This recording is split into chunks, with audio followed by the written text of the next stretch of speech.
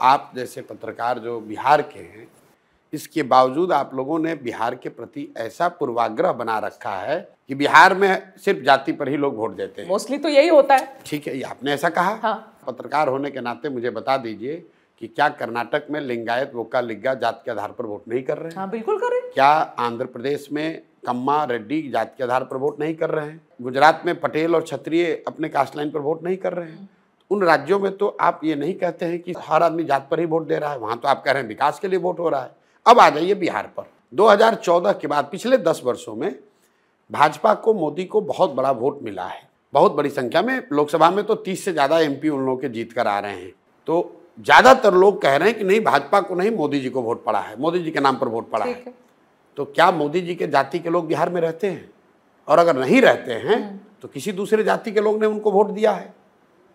आप दूसरा एग्जाम्पल ले लीजिए, लालू जी का अभी आप समीकरण की बात करती हैं, MY। हाँ। तो M मतलब मुस्लिम, यहाँ जो 18% मुसलमान है, क्या वो लालू जी की जाति का है? पूर्णिया में रुपौली में एक विधानसभा का उपचुनाव हुआ है। वहां पर आरजेडी के उम्मीदवार थे, एनडीए के उम्मीदवार थे और एक इंडिपेंडेंट उम्मीदवार थे जिनको हम लोगों ने थोड़ी पीछे से मदद करी होगी शायद। आरजेडी के उम्मीदवार की जाति के उस विधानसभा में रुपौली में 40,000 लोग रहते हैं, बीमा भारती के। 15,000 वहां पर यादव हैं और 45,000 वहां मुसलमान हैं। आरजेडी को वोट आया 30,000। आरजेडी तीसरे नंबर पर रही। एनडीए का, जदयू का, जिसको आप लोग अति पिछड़ा का, नीतीश कुमार को जैसे ठेकेदार बताते हैं, इनका वहां अति पिछड़ा समाज का कैंडिडेट लड़ा।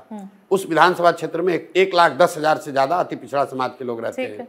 उसको वोट आया 50-55,000। ठीक है। जीता कौन? जिस समाज का आदमी वहां जीता है, राजपूत समाज का, उस समाज के सिर्फ 8,000 लोग वहां रहते हैं। ठीक है। तो आप ये कह रहे हैं कि अगर रुपौली की जनता, बिहार की हर जनता सिर्फ जात पर ही वोट दे रही है, तो रुपौली में क्या लुधियाना के लोग आकर वोट दिए हैं? जिन पत्रकारों को, जिन एनालिस्ट्स को बिहार की राजनीति की सही समझ है नहीं, उन्होंने एक अपना दिमाग में फॉर्मूला बनाया है कि बिहार ऐसे ही वोट करता है और उसी को चलाए जा रहे हैं। ठीक है। मेरे भाई, आप ये बता दीजिए कि जब मुस्लिम जनता अगर वोट करती है लालू जी को, तो जात के आधार पर नहीं करती है, वो भाजपा के डर से लालू को वोट करती है।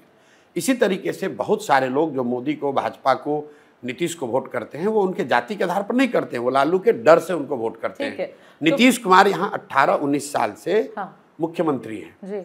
उनके जाति के 2% से कम लोग बिहार में रहते हैं और आप लोग कह रहे हैं कि हर आदमी जात पर ही वोट दे रहा है। फिर आप तुरंत कहिए उन्होंने समीकरण बनाया है। अगर नीतीश कुमार समीकरण बना सकते हैं तो मनोज भारती भी जनसुराज की ओर से समीकरण बना सकते हैं। आप क्यों चिंता में पड़े?